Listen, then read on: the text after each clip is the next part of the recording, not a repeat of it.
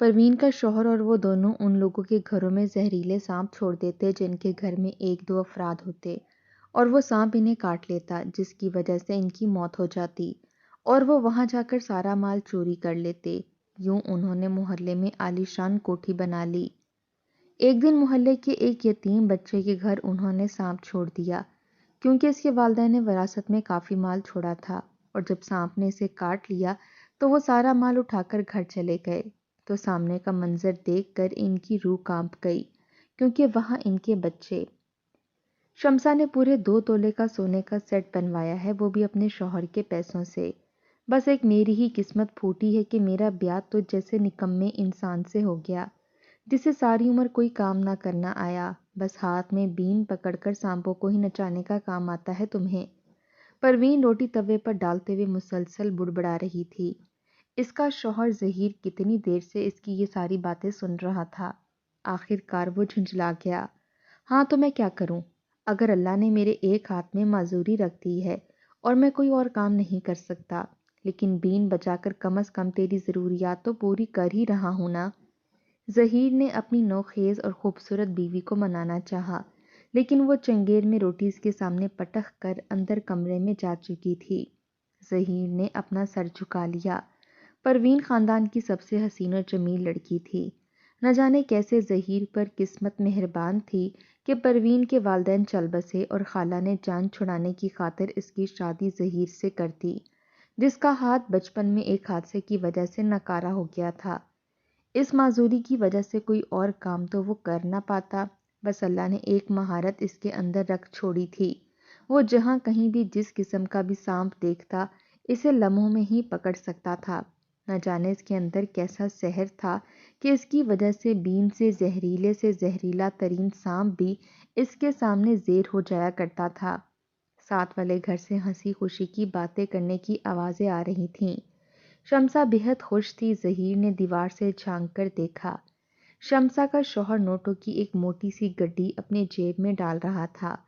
کس قدر مالدار لوگ ہیں یہ دونوں، حالانکہ صرف 2 میاں بیوی ہیں، پھر بھی اللہ نے اتنی دولت انہیں دے رکھی ہے۔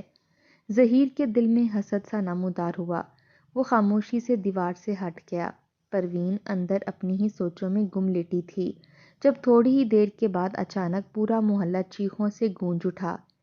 یہ چیخیں کہیں اور سے نہیں بلکہ ساتھ والے گھر سے ہی آ رہی تھیں۔ پروین بکھلا کر باہر نکلی۔ ظہیر بھی صحن کے اندر کھڑا تھا۔ کیا ہوا ہے؟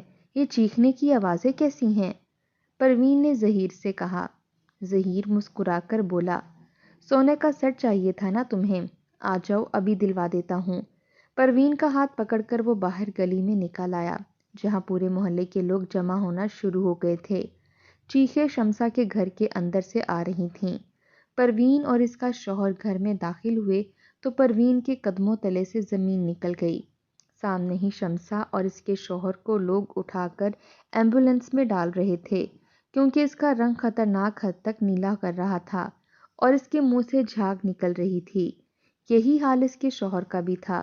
انہیں ایمبولینس میں ڈال کر ان دونوں کو وہاں سے لے جایا جا چکا تھا۔ گھر خالی ہو گیا۔ لوگ گلی میں اکٹھے ہو کر کچھ دیر تک تو سرگوشیاں کرتے رہے، اور انہی سرگوشیوں کے دوران ہی پروین کو پتہ چلا کہ شمسا اور اس کے شوہر کو کسی زہریلی چیز نے کاٹ لیا ہے۔ یہاں کیوں کھڑی ہے؟ جلدی اندر چل۔ ظہیر نے پروین کے کان میں سرگوشی کی تو وہ اچھل پڑی۔ وہ اسے گھسیٹتا ہوا شمسا کے مکان کے اندر لے گیا تھا۔ ہڑبونگ میں کسی کو مکان کا دروازہ بند کرنا تو یاد ہی رہا نہیں تھا، اور ویسے بھی مالکان کو تو اسپتال لے جایا جا چکا تھا۔ ایسے میں حفاظت کون کرتا؟ ظہیر پروین کا ہاتھ پکڑ کر اسے اندر کمرے میں لے گیا۔ اب تک پروین کی سمجھ میں کچھ آنے لگا تھا۔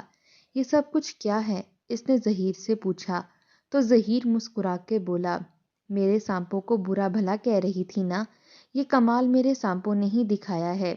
اب یہاں سے جو کچھ تو اٹھانا چاہتی ہے اٹھا لے، یہ سب چیزیں تمہاری ہیں۔ ظہیر کی بات پر پروین ایک لمحے کے لیے تو ساکت ہوئی، مگر پھر خوشی سے اچھل پڑی۔ اس نے لپک کر الماری کھولی۔ سامنے ہی نیا سونے کے سیٹ والا ڈبہ چمک رہا تھا۔ پروین نے لپک کر سیٹ اٹھایا۔ اس میں تو سونے کی چوڑیاں بھی ہیں۔ ڈبہ کھولتے ہی سونے کی چمک سے اس کی آنکھیں خیرہ ہونے لگیں۔ سونے کے زیورات کے ساتھ نوٹوں کی کئی گڈیاں بھی رکھی ہوئی تھیں۔ شمسا اور اس کا شوہر کافی مالدار تھے۔ پروین کے ہاتھ کپ کپانے لگے، مگر دونوں میاں بیوی نے جلدی جلدی الماری میں موجود تمام سامان سمیٹ لیا تھا۔ صرف آدھے گھنٹے کے اندر اندر وہ دونوں واپس اپنے گھر پہنچ چکے تھے۔ پروین کی خوشی کا کوئی ٹھکانہ نہیں تھا۔ وہ بار بار سونے کے زیورات کو ہاتھ میں کر کے بے یقینی سے دیکھنے لگتی۔ ظہیر تو اسے خوش دیکھ کر ہی مطمئن ہوئے جا رہا تھا۔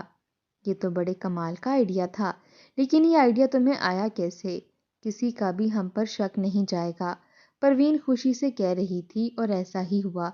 تھوڑی ہی دیر کے بعد اطلاع آ گئی تو شمسا اور اس کا شوہر زہر کی وجہ سے چل بسے ہیں۔ پورا محلہ افسوس میں ڈوب گیا۔ کئی دن تک شمسا کے گھر اس کے رشتہ دار آتے جاتے رہے، لیکن آخر کار مکان کے دروازے پر تالا ڈال دیا گیا اور ایک دور پار کے رشتہ دار نے مکان کی ملکیت اپنے نام لکھوا دی۔ لیکن پروین اور ظہیر مطمئن تھے۔ انہوں نے مکان کے اندر موجود ہر قیمتی چیز کو پہلے ہی اپنے قبضے میں لے لیا تھا۔ شمسا کے گھر سے ملنے والی رقم سے کئی دن تک ان کے گھر میں بہترین کھانا پکتا رہا۔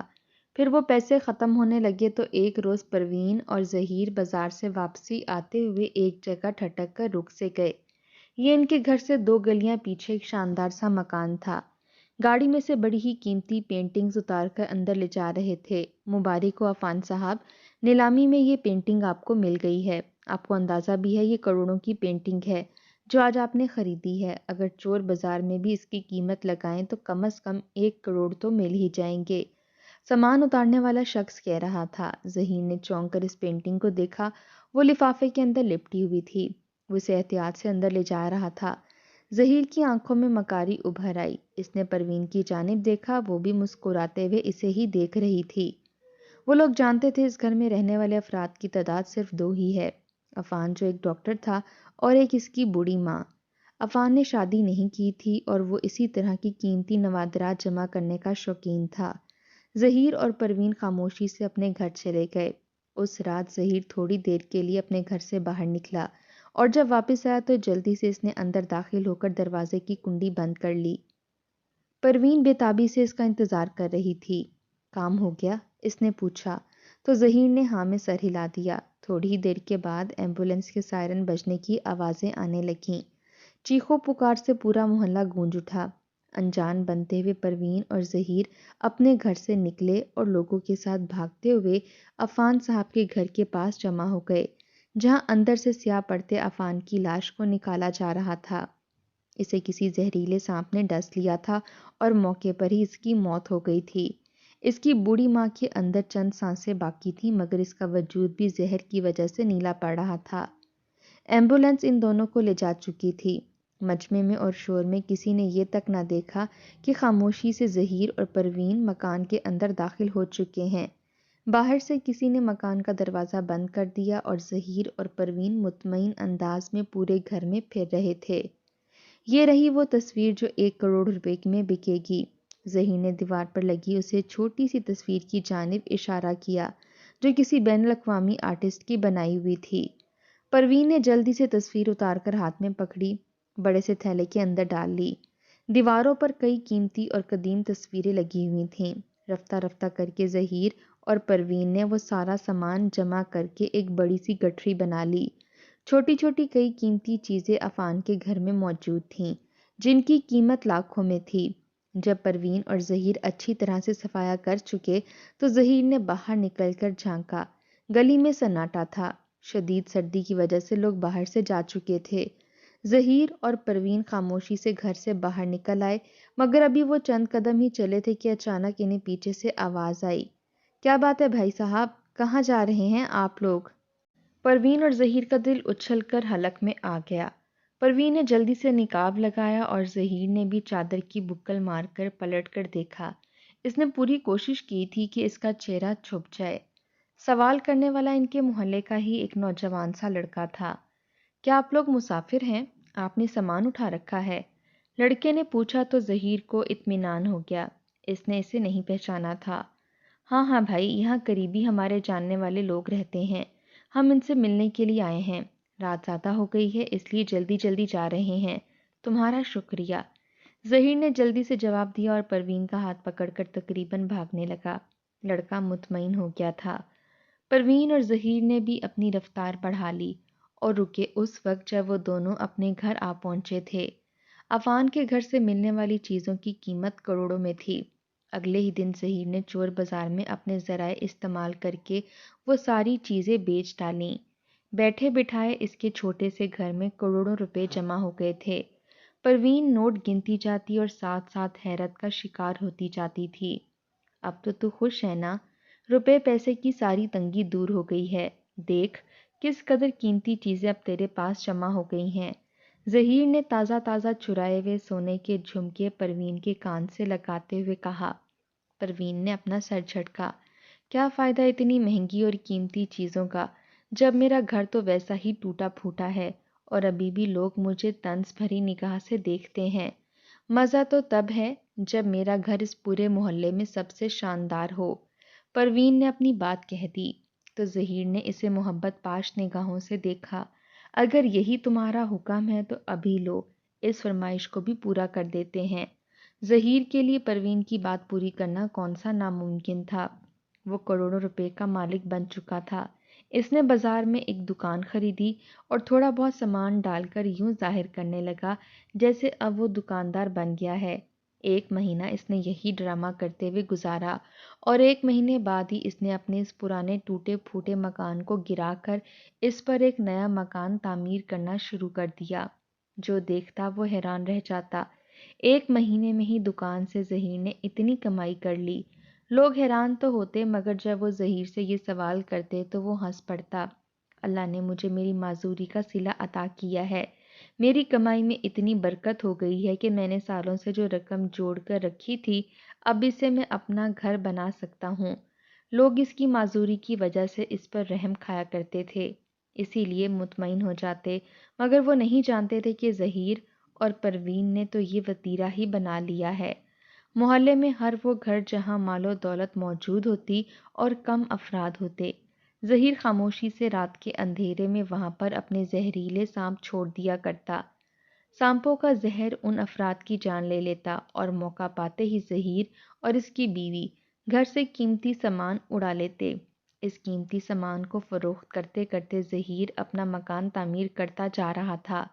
کئی مہینوں کے بعد جب اس کا مکان مکمل بن کر تعمیر ہوا تو لوگوں نے اپنی انگلیاں دانتوں میں دبا لیں اور اس قدر شاندار اور حسین کوٹھی بن چکی تھی کہ محلے میں ویسا گھر کسی اور کا تھا ہی نہیں۔ وقت گزرتا رہا اور لوگوں میں خوف و ہراس بڑھنے لگا۔ سانپ کے کاٹنے کی وجہ سے اموات میں جو اضافہ ہو رہا تھا، اس کی وجہ سے سبھی لوگ خوفزدہ رہنے لگے تھے۔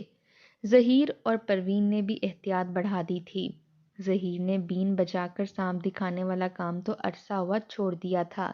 اس نے بازار میں بس ایک بڑی سی دکان ہی لوگوں کو دکھانے کے لیے بنا رکھی تھی۔ اب اسے جس گھر میں بھی سانپ چھوڑنے ہوتے وہ جنگل میں جاتا اور بین بجا کر زہریلا سانپ پکڑ کر لے آتا۔ سانپوں کی شناخت تو اسے تھی ہی، بس وہ اسے ڈبے میں بند کرتا اور اسی رات مطلوبہ گھر میں چھوڑ دیتا۔ اس طرح سے اس کے اوپر کسی کو شک بھی نہیں جا سکتا تھا۔ وہ لوگ اپنے علاقے میں ڈکیتیاں کرتے رہے۔ لالچ مزید بڑھا تو انہوں نے ڈکیتیوں کا دائرہ بھی بڑھا دیا۔ اب وہ محلے سے باہر دور دراز کے محلوں میں بھی ڈکیتیاں کرنے لگے تھے۔ طریقہ کار بس وہی تھا۔ اس دوران پروین اور ظہیر کا ایک بیٹا بھی ہو گیا۔ عالیشان گھر تو وہ لوگ پہلے ہی بنا چکے تھے، وقت کے ساتھ ساتھ انہوں نے ایک گاڑی بھی لے لی۔ بیٹا 3 سال کا ہوا تو اس نے فرمائشیں شروع کر دیں۔ اب ظہیر اور پروین دونوں کی جان اسی ایک بیٹے میں تھی۔ اس کی فرمائشوں کو پورا کرنے کے لیے دونوں دن رات کوششوں میں ہی لگے رہتے تھے۔ خود پروین تھی کہ اس کا لالچ بھی کم ہونے کی بجائے مزید بڑھ گیا تھا۔ ہر طرح کا زیور وہ اکٹھا کر چکی تھی، لیکن اب بھی وہ جس کسی عورت کے ہاتھ یا کان میں سونے کا کوئی جھمکا دیکھتی تو اس کا لالچ امڈ آیا کرتا۔ شاید یہ ماں اور باپ کے اندر کا لالچ ہی تھا جو اس ننھے سے بچے کے اندر بھی پروان چڑھ رہا تھا۔ پروین کا 3 سالہ بیٹا بھی اپنی عمر کے کسی بھی بچے کے پاس کوئی چیز دیکھتا تو برداشت نہ کر سکتا۔ پروین اسے خاندان میں جس بھی گھر میں لے کر جاتی وہ وہاں دوسرے بچوں کے پاس موجود چیزیں دیکھ کر بری طرح سے رونے لگ جاتا۔ اور وہ تب تک روتا رہتا جب تک سامنے والا بچہ اسے اپنی چیز نہ دے دیتا۔ اگر کوئی بچہ روتا یا اس کی ماں وہ چیز پروین کے بیٹے کو نہ دینا چاہتی تو پروین کا موڈ سخت خراب ہو جاتا اور وہ اس گھر سے لڑائی کر کے باہر نکل آتی۔ پروین اور ظہیر کو لگتا تھا کہ دنیا میں موجود ہر خوشی کا حق صرف اور صرف ان دونوں کو یا ان کے بیٹے کو ہے۔ کسی اور کے پاس کوئی اچھی چیز ہو یا وہ خوش ہوں، اس بات کی کسی کو اجازت نہ تھی۔ پروین اور ظہیر کا بھی علاقے میں ایک مقام بن چکا تھا۔ عالیشان گھر اور گاڑی کی وجہ سے اب لوگوں میں وہ معزز گردانے جانے لگے تھے، مگر ہر کوئی ابھی تک ان کی اصلیت سے ناواقف تھا، یہاں تک کہ وہ خطرناک واقعہ پیش آ گیا جس نے ظہیر اور پروین کو آسمان سے اٹھا کر زمین پر پٹخ دیا۔ اس روز پروین چائے کے گھونٹ بھرتی مزے سے ٹی وی دیکھ رہی تھی اور اس کا بچہ سامنے ہی مہنگے کھلونوں سے کھیل رہا تھا جب اچانک اسے گلی میں شور و غل کی آوازیں سنائی دیں۔ پروین چونک سی گئی۔ چسکے لینے کی عادت اس کے اندر تھی ہی۔ اس نے بچے کو گود میں اٹھایا اور گھر سے باہر نکل آئی۔ بچہ اب تھوڑا بڑا ہو چکا تھا اور باتیں بھی کرتا تھا۔ وہ ماں سے پوچھنے لگا کہ یہ شور کیوں ہو رہا ہے۔ پروین بیزار سی ہوئی اور تبھی اس نے گلی میں سے گزرتی ایک عورت سے پوچھا، یہ اتنا شور اور رونے پکارنے کی آوازیں کہاں سے آ رہی ہیں؟ پروین کے سوال پر اس عورت نے اپنے سر پر ہاتھ مارا، تمہیں پتہ ہی نہیں ہے؟ وہ گلی کے کونے والی راشدہ بیگم ہے نا، جس کے بیٹے اور بہو کی کچھ عرصہ پہلے شادی ہوئی تھی اور بیٹا انگلینڈ میں رہتا تھا۔ وہ واپس آیا تھا اور دونوں میاں بیوی کہیں گھومنے گئے۔ دونوں کا ہی حادثے میں انتقال ہو گیا ہے۔ ابھی ابھی ان دونوں کی لاشیں ہی گھر آئی ہیں، اسی لیے چیخو پکار مچا ہوا ہے۔ پروین کو تھوڑی بیزاری سی ہوئی۔ او ہو، فوتگی والا گھر ہے، اب وہاں کون جائے؟ اتنا اچھا ڈرامہ ٹی وی پر آ رہا تھا۔ پروین نے مڑنا چاہا لیکن محلے کی سبھی عورتیں راشدہ بیگم کے گھر میں جمع ہو رہی تھیں۔ ایسے میں غیبت کرنے کا اچھا موقع تھا۔ پروین لپک کر گھر میں گئی اور کانوں اور ہاتھوں میں سونے کے زیورات پہن کر باہر آ گئی۔ وہ عورتوں کو دکھانا چاہتی تھی کہ اب وہ کتنی امیر ہو چکی ہے۔ بچہ ابھی تک اس کے ساتھ تھا جس کی وجہ سے وہ تھوڑی بیزار سی ہو رہی تھی۔ فوتگی والے گھر میں کہرام مچا ہوا تھا۔ جوان بیٹا اور بہو گھر سے ہنسی خوشی گئے اور لاشوں کی صورت واپس آئے تھے۔ ایک ننھا سا بچہ جو پروین کے بیٹے کا ہم عمر ہی تھا، یوں اپنی دادی سے لپٹا ہوا بری طرح سے رو رہا تھا۔ اس کے چہرے پر خوف کے سائے تھے۔ پروین نے پہچان لیا کہ یہ راشدہ کا پوتا ہی ہے، اسی کے والدین کا انتقال ہوا تھا۔ پروین عورتوں کے جھمگٹے میں اپنے بیٹے کو لے کر بیٹھ گئی۔ سبھی لوگ افسوس کر رہے تھے۔ آس پاس کی عورتوں نے رشک سے پروین کے ہاتھوں اور کانوں میں موجود سونے کو دیکھا۔ پروین گردن اکڑا کر بیٹھ گئی۔ امی امی مجھے وہ لینا ہے۔ پروین ساتھ والی سے محلے میں کسی لڑکی کے چکر کا ذکر کر رہی تھی جب اس کے بیٹے نے اس کا پلو کھینچا۔ کیا بات ہے بیٹا، کیا لینا ہے؟ پروین نے پیار سے اسے پکارا تو بچے نے انگلی سے اشارہ کیا۔ سامنے ہی راشدہ بیگم کے ساتھ لپٹا ہوا ان کا پوتا تھا۔ اس کے ہاتھ میں خوبصورت سی سمارٹ واچ چمک رہی تھی۔ پروین کے کان کھڑے ہوئے۔ اس نے اپنے بیٹے کو دلاسا دیا، ہاں بیٹا، گھر جائیں گے تو آپ کے ابو دلا دیں گے۔ اس نے بیٹے کو پچکارنا چاہا مگر بیٹا یکدم مچل گیا۔ نہیں نہیں، مجھے یہی والی لینی ہے۔ اس بچے کے ہاتھ سے اتار کر مجھے دو، ابھی تو ابھی دو۔ بچے نے بری طرح سے رونا مچلنا شروع کر دیا تھا۔ آس پاس موجود عورتوں نے بھی ناگواری سے پروین کو دیکھا۔ آئے ہائے، کیسی ماں ہو، بچے کی تربیت تو کرو۔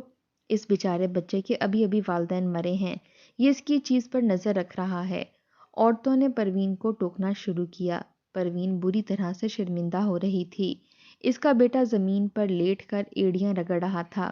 پروین نے اسے اٹھانا چاہا لیکن وہ ٹانگوں سے پروین کو مارنے لگا۔ پروین بری طرح سے شرمندہ ہو رہی تھی۔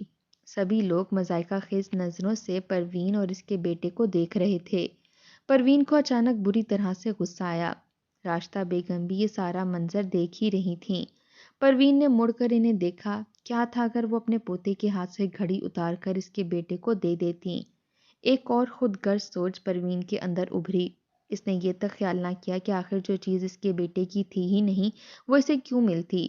راشدہ بیگم کا پوتا مزید سہم سا گیا تھا کیونکہ پروین کا بیٹا لپک لپک کر اس کی طرف جھپٹ رہا تھا۔ سب لوگ پروین کو برا بھلا کہنے لگے۔ وہ شرمندہ ہوتی ہوئی بیٹے کو اٹھا کر گھر سے باہر نکل آئی۔ لیکن اس کے دماغ میں نفرت انگیز سوچ نے جنم لے لیا تھا۔ گھر آتے آتے وہ پوری طرح سے غصے کا شکار ہو چکی تھی۔ ظہیر گھر آیا تو اس نے غصے سے اسے سب کچھ بتا دیا کہ کس طرح ایک معمولی گھڑی کی وجہ سے اس کا بیٹا آج روتے ہوئے گھر آیا ہے۔ وہ اس قدر ضدی بچہ تھا کہ گھر آنے کے بعد بھی اس نے اپنی ضد نہ ختم کی اور مسلسل روتا رہا۔ ظہیر کو بھی یہ سن کر بڑا غصہ آیا۔ میں اسے بالکل ویسے ہی گھڑی دلا دوں گا، ظہیر نے کہا اور بیٹے کو اٹھا کر دکان پر لے گیا۔ ظہیر نے اسے ہر طرح کی گھڑی دلانا چاہی، مگر بچہ ایک ہی ضد پکڑے ہوئے تھا، اسے ویسی ہی گھڑی چاہیے تھی۔ مگر مسئلہ یہ تھا کہ وہ گھڑی بچے کا باپ انگلینڈ سے لایا تھا اور پاکستان میں ویسی گھڑی ملنا ناممکن تھا۔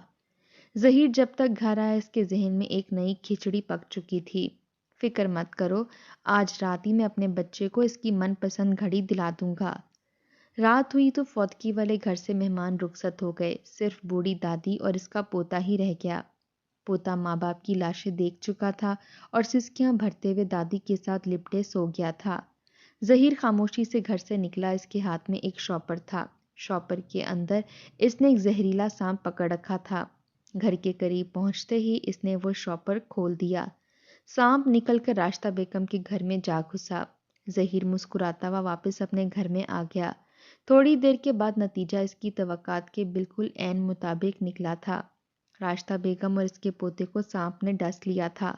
لوگ دوڑتے ہوئے ان کے گھر آئے تو سبھی حیران رہ گئے، ایک ہی دن میں 4 موتیں، کیونکہ سانپ کے زہر سے راشدہ بیگم اور ان کے یتیم پوتے کی موقع پر ہی موت ہو چکی تھی۔ پروین بھی لوگوں کے ساتھ گھر میں داخل ہوئی۔ زمین پر پڑے نیلے ہوتے ہوئے بچے کے پاس وہ لپک کر گئی اور موقع دیکھتے ہی اس نے بچے کے ہاتھ سے گھڑی اتار کر اپنے سویٹر کی جیب میں ڈال لی۔ ہنگامہ سا مچ چکا تھا۔ بوڑھی دادی اور پوتے کی لاشوں کو لے جایا جا چکا تھا، مگر پروین مطمئن تھی۔ محلے کی ہر آنکھ اشک بار تھی، مگر ظہیر اور پروین کے لبوں پر صرف کہکے ہی تھے۔ سب لوگ گھر سے جا چکے ہیں، کوئی اور چیز اٹھانی ہے تو وہ بھی اٹھا لو، ظہیر نے مسکراتے ہوئے پروین سے کہا، مگر وہ ہنس دی۔ ارے نہیں، اس گھر سے بس یہی گھڑی چرانی تھی، آخری ایک گھڑی میرے بیٹے کو پسند جو آ گئی تھی۔ دادی اور پوتے کا یہی انجام ہونا چاہیے تھا۔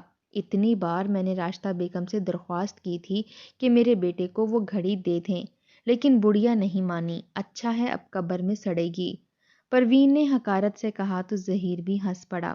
انہوں نے ایک لمحے کے لیے نہ سوچا کہ مرنے والا یتیم بچہ تھا اور اس کی بوڑھی دادی جنہوں نے کسی کا کچھ نہ بگاڑا تھا۔ مطمئن انداز میں چلتے ہوئے ظہیر اور پروین گھر سے باہر نکل آئے۔ لوگ افسوس کرتے ہوئے ادھر ادھر ہو رہے تھے۔ راشدہ بیگم کا کوئی رشتہ دار تو تھا نہیں جو اس وقت گھر میں موجود رہتا، جو آئے تھے وہ بھی رخصت ہو چکے تھے۔ پروین اور ظہیر مطمئن انداز میں اپنے گھر میں داخل ہوئے۔ گھر میں خاموشی سی تھی۔ ان کا بیٹا کمرے میں گہری نیند سو رہا تھا۔ صبح جب ہمارا بیٹا اس گھڑی کو دیکھے گا تو بہت خوش ہوگا، ظہیر نے کمرے کا دروازہ کھولتے ہوئے کہا۔ پروین نے آگے بڑھ کر لائٹ آن کی۔ نہیں، میں ابھی سے یہ گھڑی دکھانا چاہتی ہوں۔ لائٹ آن کرتے ہی دونوں نے اپنا رخ بیڈ کی جانب موڑا جہاں وہ بیٹے کو سلا کر گئے تھے، لیکن اچانک ان کے قدموں تلے سے زمین نکل گئی، کیونکہ سامنے ہی بیڈ پر لیٹا ہوا ان کا بیٹا بری طرح سے جھٹکے لے رہا تھا۔ اس کی آنکھیں ابلی پڑی تھیں اور رنگ نیلا پڑ رہا تھا۔ پروین کی حلق سے کرپناک چیخیں نکلیں۔ وہ لپک کر اپنے بیٹے کے پاس پہنچی۔ ظہیر کا بھی یہی حال تھا۔ یہ کیا ہو گیا ہے اسے؟ یہ اس طرح نیلا کیوں ہو رہا ہے؟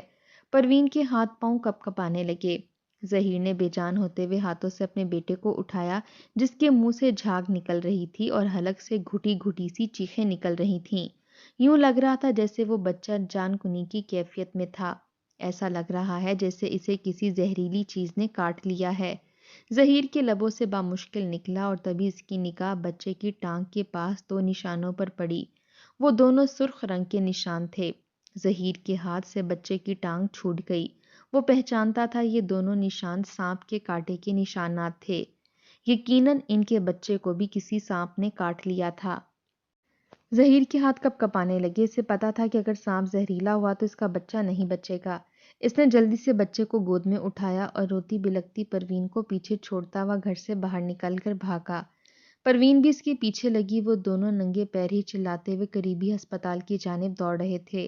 ظہیر کی زندگی اس کے ہاتھوں میں تھی۔ وہ چاہتا تھا کہ آج اس کا بیٹا بچ جائے، لیکن ہسپتال پہنچنے سے پہلے پہلے ہی بچے کی موت واقع ہو چکی تھی۔ اس نے ظہیر کے ہاتھوں میں ہی دم توڑ دیا تھا۔ ظہیر وہیں سڑک پر بیٹھ کر پھوٹ پھوٹ کر رونے لگا۔ پروین بھی چلا چلا کر رو رہی تھی۔ لوگ اپنے گھروں سے نکل کر ان کے آس پاس جمع ہو رہے تھے۔ لوگ انہیں افسوس سے دیکھ رہے تھے اور ظہیر اپنی قسمت پر ماتم کر رہا تھا۔ وہ یہ کیوں بھول گیا کہ جن سانپوں کو وہ دوسروں کے گھروں میں چھوڑتا تھا وہ ایک نہ ایک روز اس کے اپنے گھر میں بھی داخل ہو سکتے ہیں۔ لوگ انہیں دلاسا دے رہے تھے، تسلی دے رہے تھے، بچے کو ان کے ہاتھوں سے لینا چاہتے تھے اور اس کی آخری رسومات ادا کرنا چاہتے تھے، مگر ظہیر اور پروین کا رو رو کر برا حال ہو چکا تھا۔ ان دونوں نے اپنی قیمتی متاع لٹا دی تھی۔ بچے کو کھونے کا صدمہ اتنا شدید تھا کہ پروین کا ذہنی توازن خراب ہو گیا۔ وہ اٹھتے بیٹھتے چیختے چلانے لگتی۔ جو کوئی گھر کے اندر داخل ہوتا تو وہ سانپ سانپ کہہ کر گھر سے بھاگنے لگتی۔ ہر وقت وہ بکھرے بالوں اور پھٹے ہوئے کپڑوں کے ساتھ گلیوں میں گھومتی پائی جاتی۔ خود ظہیر سارا دن آسمان کی جانب دیکھتا رہتا۔ دونوں کو ہی عجیب قسم کا وہم ہو گیا تھا۔ انہیں بستر میں، کھانے کے برتنوں میں، ہر جگہ بس سانپ ہی دکھائی دیتے۔ شاید ان کا یہی انجام تھا۔